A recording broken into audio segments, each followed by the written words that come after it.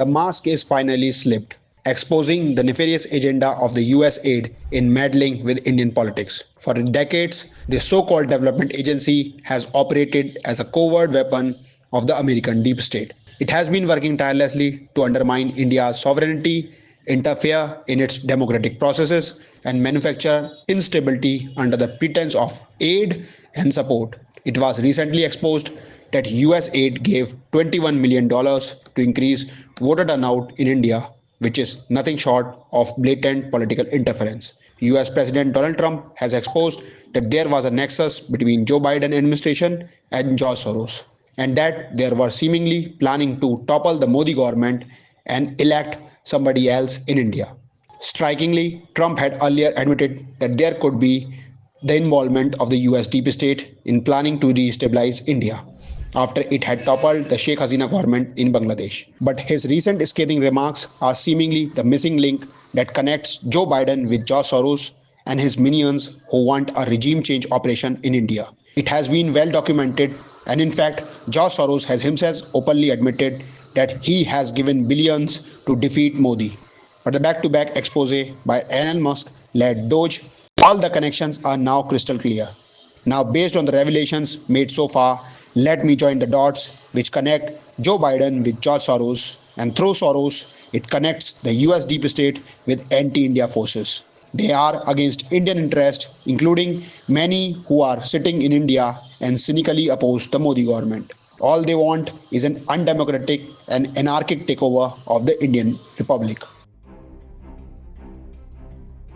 US deep state has been notorious for toppling nationalist government that refused to be the second fiddle to the US. Now it has been revealed that US aid gave millions to George Soros and his NGOs. In return, Soros has been one of the largest donors to the Democrat Party. But the cherry on top is the fact that Joe Biden gave Soros the Presidential Medal of Freedom just hours before he left the White House. The cozy development exposes that the duo have been hand in glove and siphoning money to advance their shared ideological goals and wasted agenda. For Biden, US aid was doing the money laundering business to strengthen the anti-Modi brigade, and his regime was funding Soros, who was then channelizing this money to fund anti-Modi and anti-India elements.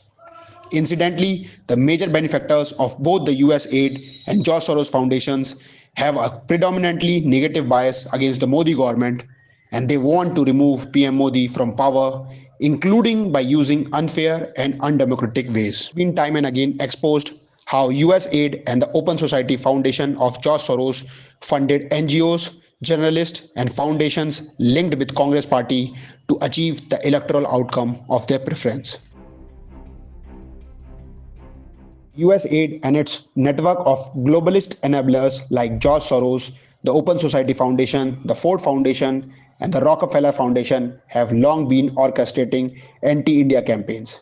Their modus operandi is simple: infiltrate media, fund opposition forces, manipulate public discourse, and weaken nationalist leadership. US history of engineering regime change is well documented.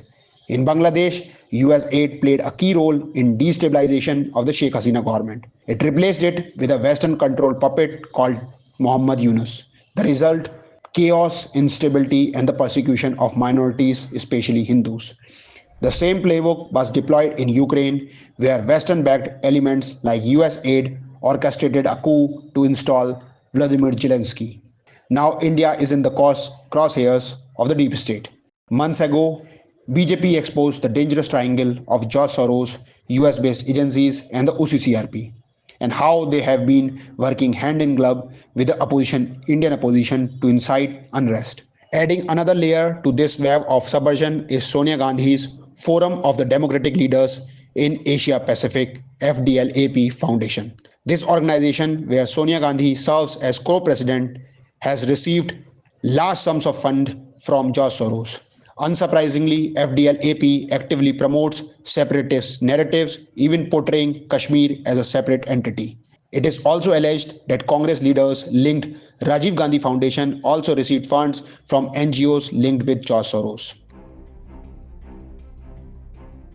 Basically, US aid's sinister operations do not stop at political interference. It has also been caught funneling funds to Pakistan-based terror groups. Investigation revealed that US aid financed the Falah-e-Insaniyat Foundation, a front of the terrorist organization Lashkar-e-Taiba, that is responsible for the 26/11 Mumbai attacks. One of US aid's tactics has been the subversion of India's media landscape, education system, and cultural institutions. This did not happen organically. It was the result of a well funded, meticulously planned campaign to indoctrinate Indian journalists, intellectuals, and influencers with leftist propaganda. WikiLeaks recently exposed that US aid funded the US based NGO Interns News Network. It is an organization that trains and manipulates journalists across 100 countries. Intern News works in collaboration with Google and Data Leads, and they run India's so-called fact-checking programs like Fact Shala. It is nothing but an instrument of thought control. Through institutions like Sambhavna Institute, a leftist breeding ground founded by activist lawyer Prashant Bhushan, USAID has trained over 75,000 media personnels and conducted 2,500 workshops to shape narratives, manufacture dissent, and ensure that anti India forces dominate Indian journalism. The usual suspects Ravish Kumar, Akash Banerjee, Yogendra Yadav, Harsh Mandar, and Kavita Krishnan have all been nurtured through this foreign backed network. These individuals lead smear campaigns against the Modi government, peddle false narratives, and actively undermine India's interest on the global stage.